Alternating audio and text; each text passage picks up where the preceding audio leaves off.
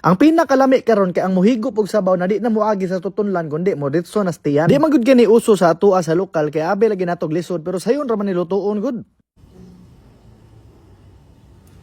Tirada diha ba de, Domingo na pod, magluto na pod dani. Ang lutuon na to karon ba de kay isa sa pinakasikat na pagkaon sa Ilonggo. Mao na siyang ginatawag nila lapas batchoy. Mao nang dili kini uso sa atong mga panimalay ba de kay abi man gunato og lisod ni siya lutuon. Pero sayon ra kaayo. Di na kakinahanglan problema sa lamas ba de kay Bombay ahos luy ara magyud kinahanglan ana ako lang gisagulan og puti na Bombay kay para lami-lami siya ba. Medyo tamis man gud ang puti na Bombay ba de, pero dili pud na siya pwede gamiton sa tanan kay depende ra pud sa lasa na imong ganahan. Sa lapas batchoy na pangalan ba de karon na pugo nakabalo na kanang lapas lugar man din na sa Iloilo di ay. Unya kanang batchoy ba di mura naglibat na choy-choy. Kung matingala ka ba di na bisag mosundog lang kag ingredients unya dili gihapon mamao. Naa man gud ni timing ang tanan ultimo ang pagprito nimo sa mga lamas. Isa ko man gud basta mo brown na gani nagamay ang ahos ako na nang ibutang og Bombay unya hulaton ako mga pila ka minutes kay naa jud na pila ka minutes ba di na mo gawas ng lasa sa Bombay. Ang pinakalami basta maghimo ka og sabaw ba di ay gyud sugot og wa na bukog ang imuha mga unod. Depende na sa imuha kung unsay gamiton nimo na unod ba di kay dako naman ka pero ang importante nga di mawala diha kay kanang atay sa baboy. Mas maayo gisahon na nimo sila tanan ba di bago nimo butngan og tubig kay para mas malasa siya kay kung butngan nimo og tubig ditso motabang. Ang isa pud sa rason nga no makabahug-ba ang imong ginaluto na sabaw ba di kay di man gud nimo natanggalon ng mga scams gud. Mailhan po na nimo tapulan ang tigluto ba di kay lansa ang imong gihigop na sabaw kay di man gud nila ginatanggalan og ingani. Buha nga bitong anong gasabaw-sabaw magkaron nga hait maging init sa panahon. Asin, asukal, paminta ug onion powder mo na standard sa ginabutang nila diha ba di pero ang pinakasekreto nila diha kay kaning uyap sa Iloilo. Sa tanan uyap na ako nakaon ba de murag uyap sa Iloilo gid ang akong pinakapaborito kay dili siya parat unya lami siya sudanon taga-adlaw. Ginabutngan po nagpasayan sa mga Ilonggo ba de para ang sabaw niya kanang manamit gid ya. Wa pugo kabalo nganoing ana pero mabaw-an ra naon niya. Abukali ra nag mga 20 minutes ba de niya kuan na diha kay para ang atay na imuhang gipabukalan di na mahimong guma. Pabukali lang po nagpadayon ang sabaw para di po na tabang.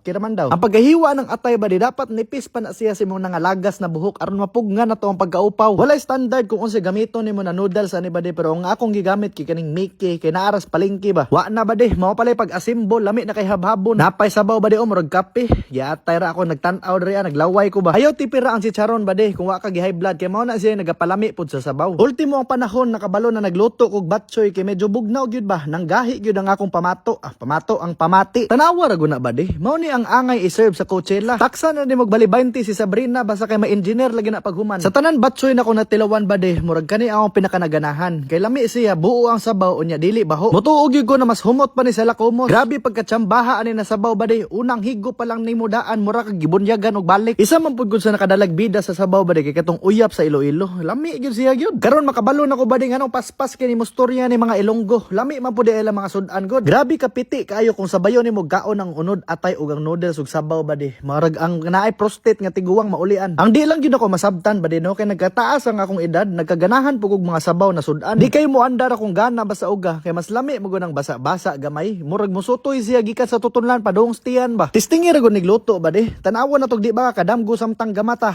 Mi